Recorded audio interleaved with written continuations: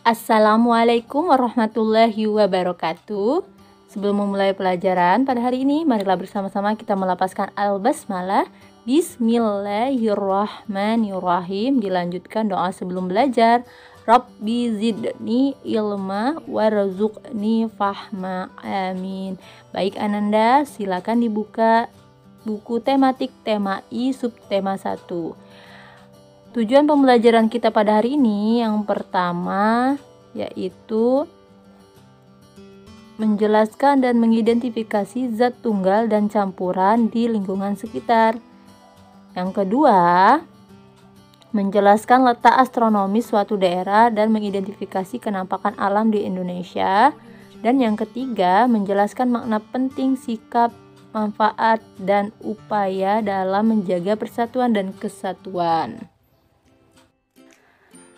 Zat tunggal dan campuran termasuk ke dalam materi. Apa itu materi? Materi adalah segala sesuatu yang mempunyai massa dan menempati ruang. Materi ini dibedakan menjadi zat tunggal dan campuran. Berikut penggolongan materi berdasarkan bagannya. Materi dibedakan menjadi dua ya, ada zat tunggal dan campuran. Zat campuran ini juga dibedakan menjadi dua jenis, yaitu campuran homogen dan heterogen.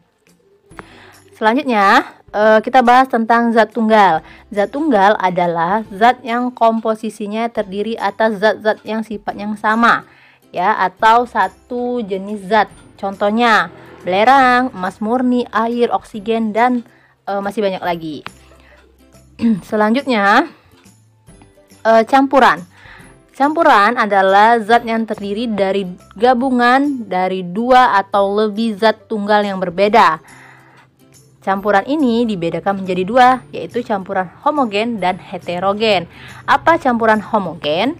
Campuran homogen adalah campuran yang komposisinya serba merata atau sama. Contohnya, campuran air dan garam.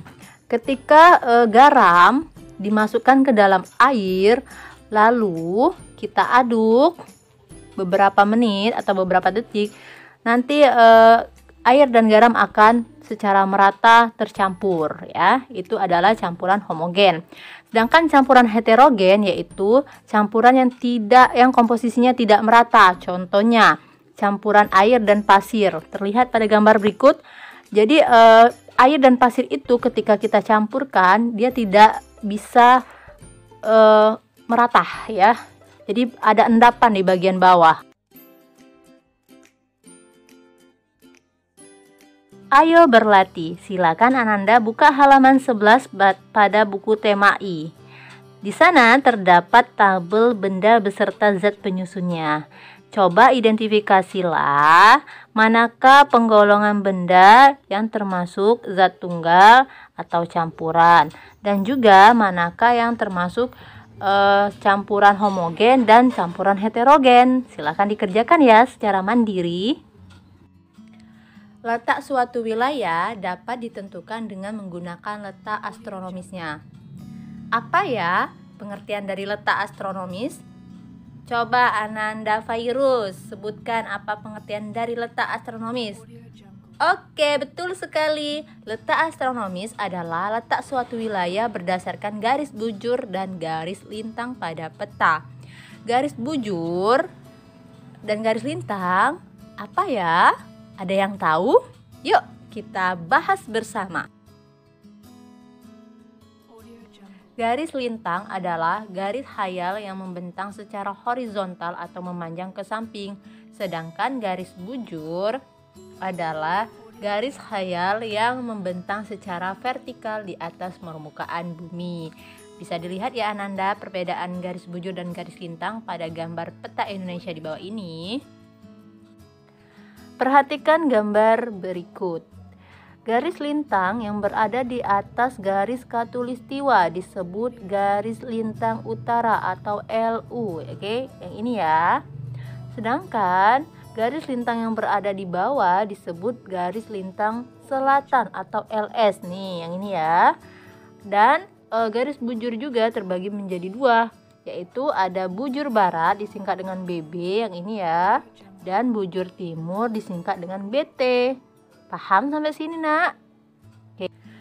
Berdasarkan letak astronomisnya, Indonesia terletak pada garis 6 derajat lintang utara sampai 11 derajat lintang selatan dan 95 derajat bujur timur sampai 141 derajat bujur timur.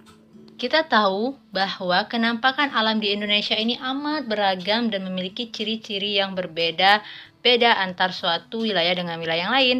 Ada yang tahu apa pengertian penampakan alam? Oke, betul sekali. Kenampakan alam adalah segala sesuatu yang nampak di permukaan bumi. Perhatikan peta pikiran kenampakan alam berikut. Oke, kenampakan alam terdiri dari dua, yaitu dataran dan perairan. Kenampakan alam dataran berupa gunung, lembah, dataran rendah, dataran tinggi, dan pantai. Sedangkan kenampakan alam perairan terdiri dari lautan, sungai, danau, dan rawa. Mari kita bahas pengertiannya satu persatu. Bagian permukaan bumi yang tidak digenangi air disebut daratan. Nah, daratan ini terdiri atas gunung, daratan tinggi, lembah, daratan rendah, dan pantai. Mari kita bahas satu persatu. Gunung adalah tanah yang menjulang tinggi dan umumnya berbentuk kerucut. Nah, adapun rangkaian beberapa gunung itu disebut pegunungan. Dataran tinggi merupakan daerah berbentuk datar di permukaan bumi dengan ketinggian lebih dari 500 meter di atas permukaan laut.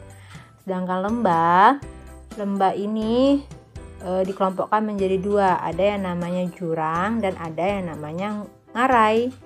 Selanjutnya adalah dataran rendah. Dataran rendah ini adalah bagian permukaan bumi dengan ketinggian mulai dari 0 sampai 200 meter di atas permukaan laut. Selanjutnya adalah pantai. Pantai adalah wilayah perbatasan antara daratan dan laut. Selain daratan, permukaan bumi juga tersusun atas perairan.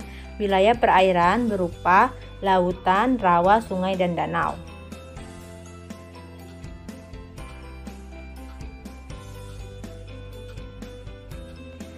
Coba kita amati foto bumi yang diambil di luar angkasa.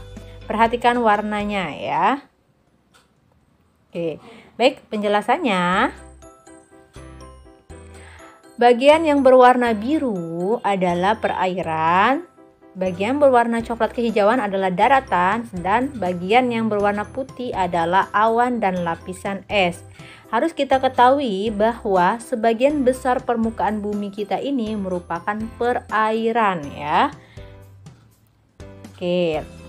Nah, sebagian besar dari perairan itu adalah laut ya. Jadi bumi kita ini banyak laut ya.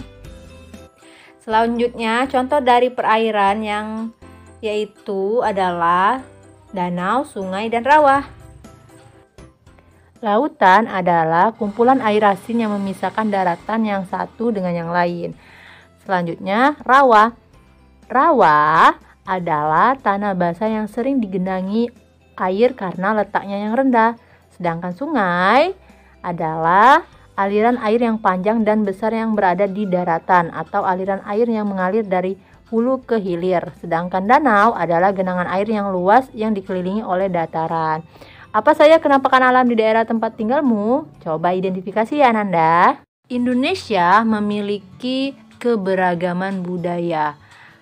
Meskipun memiliki budaya yang beragam dan berbeda-beda, namun seluruh bangsa Indonesia harus tetap menjunjung persatuan dan kesatuan. Baik, jadi hari ini kita lanjut membahas mengenai persatuan dan kesatuan dalam kehidupan sehari-hari. Persatuan dan kesatuan memiliki makna penting bagi bangsa Indonesia, yaitu ada 4. Yang pertama, persatuan dan kesatuan merupakan syarat mutlak untuk mewujudkan NKRI yang kuat sehingga disegani oleh bangsa dan negara lain. Kedua, persatuan dalam keberagaman budaya Indonesia untuk melindungi serta menjaga keberagaman budaya Indonesia. Yang ketiga, modal utama menjaga dan mempertahankan keutuhan NKRI. Dan yang keempat, persatuan dapat diwujudkan dalam perilaku saling menghormati, menghargai antar masyarakat, menjunjung toleransi, serta kerukunan dalam kehidupan sehari-hari. Sikap yang dapat kita kembangkan untuk menjaga persatuan dan kesatuan dalam keberagaman masyarakat Indonesia yaitu: pertama, mengembangkan sikap saling menghargai. Kedua, tidak mendahulukan kepentingan kelompok, ras, dan suku di atas kepentingan negara. Ketiga, memiliki sikap toleransi. Dan yang keempat, mengembangkan rasa nasionalisme dan kesadaran sosial. Adapun manfaat dari menjaga persatuan dan kesatuan, yang pertama, dapat menumbuhkan sikap saling menghargai. Kedua, dapat menghindari perselisihan dan permusuhan. Ketiga, dapat menjalin kerjasama antar warga, contohnya seperti kegiatan gotong royong. Yang keempat, dapat menumbuhkan rasa toleransi antar warga masyarakat. Dan yang kelima, dapat membiasakan saling membantu ataupun tolong-menolong antar warga. Upaya menjaga persatuan dan kesatuan bangsa Indonesia yaitu: pertama, melakukan kegiatan bakti sosial bersama tanpa membeda-bedakan ras, suku, dan agama. Kedua, melakukan kegiatan untuk memperingati HUT kemerdekaan Indonesia. Contohnya, mengikuti upacara bendera pada hari kemerdekaan dan mengikuti lomba-lomba hari kemerdekaan.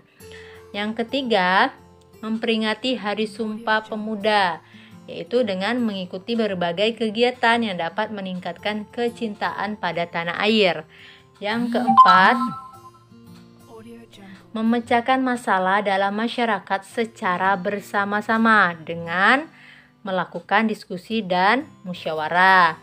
Dan yang kelima, menyelenggarakan kirab budaya yang menampilkan berbagai keunikan budaya di Indonesia. Pesan ukhrawi pada pembelajaran hari ini tertuang dalam Quran Surat Ali Imran ayat 103. Pada ayat 103 yang bermakna bahwa berpeganglah teguh kepada Allah Subhanahu wa Ta'ala dan tetaplah bersatu. Janganlah berbuat sesuatu yang mengarah ke perpecahan. Maka dari itu, mari kita menjaga persatuan dan kesatuan bangsa kita, saudara-saudara kita, serta antar masyarakat.